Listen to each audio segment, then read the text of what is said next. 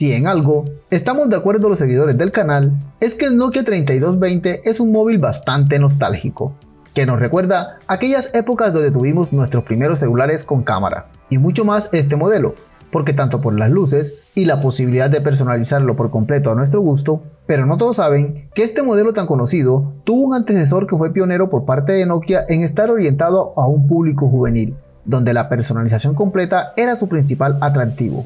Espera, ¿me estás diciendo que antes del Nokia 3220 hubo una historia similar, quizás hasta mejor? Sí, se trata del Nokia 3200, el cual haremos la retroreseña en este video, pero antes un agradecimiento muy especial a Grebone, quien hizo prácticamente el guión de este video.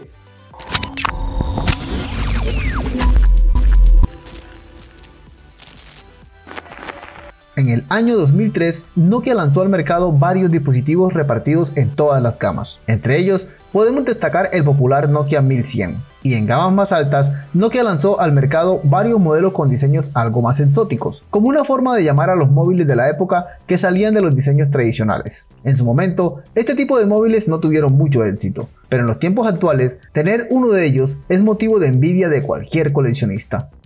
Pero por otro lado, en esa época Nokia sorprendió con un móvil orientado al mercado juvenil de ese entonces. Todos sus comerciales estaban orientados a la personalización del equipo, con colores, con formas y texturas. Nos presentó un equipo accesible en el precio y con características más que interesantes para la época. Este concepto le funcionó muy bien, porque era un momento donde la mayoría de móviles eran de pantalla monocromática, grandes y aburridos.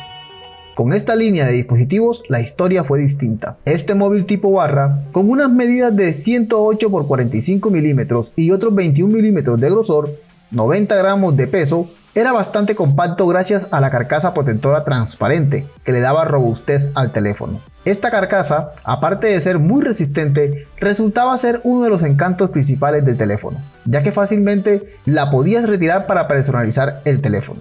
Nokia de fábrica ofreció con el teléfono 3 texturas diferentes. Estas texturas estaban bastante cool y eran bien llamativas.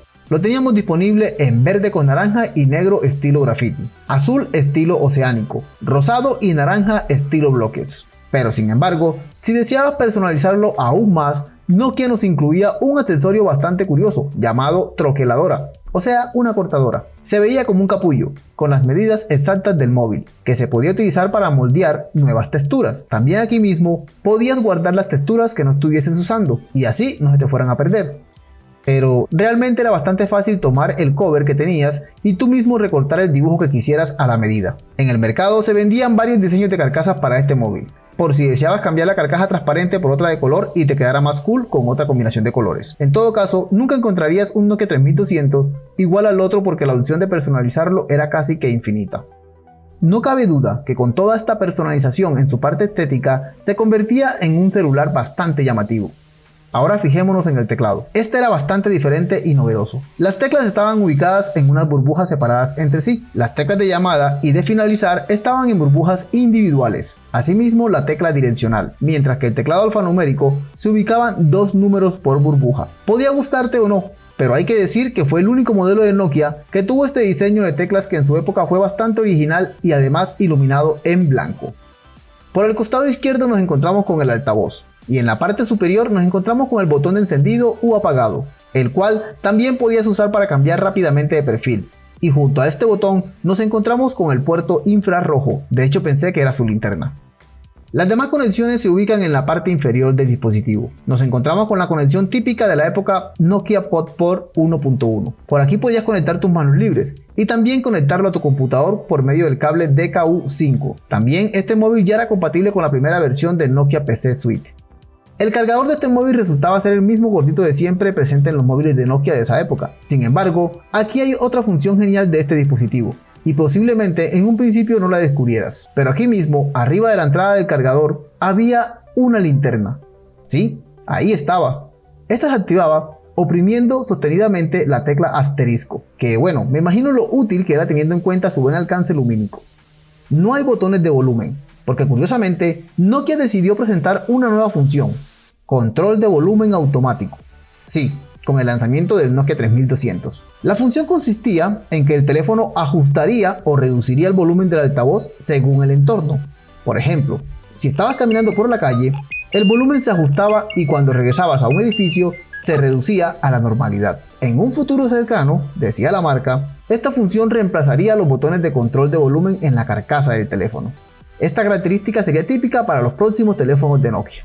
Pero algo que realmente, como vemos, no funcionó. A la fecha de este video, sigue siendo indispensable tener botones para controlar el volumen. En cuanto a la pantalla, teníamos un panel cuadrado CSTN de 5 líneas, con una resolución de 128 x 128 píxeles. Contábamos únicamente con 4096 colores de 12 bits. Encontramos prácticamente la primera versión de Symbian Serie 40. Con la tecla direccional podíamos configurar algunos accesos directos. Con las teclas de selección podíamos acceder a la función Ir a, típica de Nokia, y con la otra tecla acceder a nuestra lista de contactos desde la pantalla principal. Dentro de esta misma pantalla y por medio de barra podíamos ver el costado izquierdo la intensidad de la señal y en el costado derecho la carga disponible de la batería. Pero si te está gustando la retroreseña de este celular, no olvides suscribirte al canal si aún no lo haces, activar la campanita y si quieres comparte. El menú lo podíamos observar de dos maneras: vista única con iconos grandes o en forma de cuadrícula donde se podía observar hasta 9 elementos. Sin embargo, esto se veía muy pequeño teniendo en cuenta el aspecto de la pantalla. En el móvil podías guardar hasta 256 contactos e incluso con fotos si así lo deseabas. En cuanto al historial de llamadas, podías almacenar hasta 10 llamadas perdidas, 10 recibidas y 10 números marcados. También podías asignar alguna tecla numérica como modo de marcación rápida y crear grupos de contactos y a cada grupo asignarle un tono diferente. En cuanto a mensajería, podías almacenar 50 mensajes de texto entre enviados y recibidos. También contábamos con texto predictivo T9. En cuanto a los mensajes multimedia, máximo podías enviar o recibir archivos de 100 kilobytes, ya sea algún tono MIDI o alguna pequeña imagen. En cuanto a multimedia, tenemos una cámara con calidad SIF, la cual tomaba fotos en una resolución inferior a la cámara VGA. Las fotos en su resolución máxima era de 352 x 288 píxeles. Aparte de la foto estándar, tenías algunas configuraciones como retrato y modo noche. Ojo, no confundamos el modo retrato con el desenfoque de fondo de los celulares actuales, sino que esta función consistía en tomarte una foto en vertical y ya, y el modo nocturno solo aumentaba un poco la entrada de luz. También había un temporizador de 10 segundos. Esta cámara no tenía la capacidad de grabar videoclips. Está claro que era una cámara demasiado sencilla, pero no debemos olvidar que en su tiempo fue un móvil económico y que sus competidores que tenían la posibilidad de tener una cámara, por lo general era un accesorio extra que tenías que conseguir por separado. Si tenías la memoria del dispositivo libre, podías tomar aproximadamente 50 fotos, obviamente una calidad pésima hoy en día, pero ya quisiera yo tener alguna foto mía de niño, siquiera en esta calidad. Qué afortunado que son los niños de hoy en día. Otra función importante era la radio FM. No sobra decir que en estos tiempos no muchos equipos la integraban. Incluso esta función fue eliminada en el Nokia 3220, su sucesor. Era con una interfaz sencilla y requería los auriculares para poder funcionar. E incluso podías ponerlo a sonar en el altavoz. Podías fijar manual o automáticamente la frecuencia y organizar una lista de tus emisoras favoritas. También si deseabas hacer otra cosa en el móvil, podías dejar la radio en reproducción en segundo plano. Finalmente, contábamos con una sencilla grabadora de voz. En la galería podías ver carpetas. Veíamos los archivos de nuestros dispositivos, tanto las imágenes que tomábamos con la cámara y algunas imágenes prediseñadas en formato GIF y PNG, que servían para editar algunas de nuestras fotos agregándole marcos o colocando algunos de esos personajes. También observamos la carpeta de tonos. Estos eran polifónicos y algunos en formato MIDI, pero eso te los muestro en otro video. En la parte de aplicaciones, el móvil era compatible con Java. Sin embargo, estos no debían superar los 64 kilobytes, por lo que el teléfono no lo reconocía. Para destacar, en este celular salió la primera versión del juego Bounce, muy popular en los Nokia. Sí, esa bolita saltona. Dentro de los principales ajustes estaban los perfiles, el fondo de pantalla, los tonos, el brillo de la pantalla, los temas y el esquema de color, que era una opción interesante ya que podías elegir entre 8 colores, el cual quisieras para algunos menús y textos del dispositivo. En cuanto a otras funciones, este era compatible con WAV 2.0 XHTML para navegación. Teníamos una opción de organizador con reloj y alarma, aparte de las utilidades de siempre como la calculadora y la agenda, en donde podías tener hasta 100 registros. La batería era la BLD3 de 760 mAh, que nos brindaba hasta 3 horas en conversación o en su defecto hasta 200 horas en modo de espera. Esta la podías encontrar al retirar la cubierta trasera. También decir que el móvil no tenía ranura para tarjetas de expansión de memoria, y la memoria interna era solo de 1 MB, así que te las tenías que ingeniar para guardar todas tus fotos, tus juegos y uno que otro tono en solo esta pequeña memoria interna. Finalmente, es imposible hablar de este móvil sin compararlo con su sucesor, el Nokia 3220, pues Nokia los diseñó bajo el mismo concepto de ser teléfonos juveniles, llamativos y personalizables. Está claro que el 3220 mejoró en aspectos como la calidad de la cámara y la pantalla, en el almacenamiento interno, en el soporte más amplio de juegos Java y en detalles estéticos inolvidables como las luces. Pero también, para el modelo sucesor, se eliminaron algunas características importantes del 3200, tales como la linterna, la radio FM, y para muchos la peor decisión fue eliminar el infrarrojo, conectividad que estaba muy de moda en los tiempos de popularidad del Nokia 3220, que imitaba bastantemente la posibilidad de compartir archivos. ¿Se hubieran imaginado que al Nokia 3220 que todos conocimos le hubieran dejado la radio FM y el infrarrojo? De hecho, en el canal tengo varios videos de este móvil, te invito a verlos.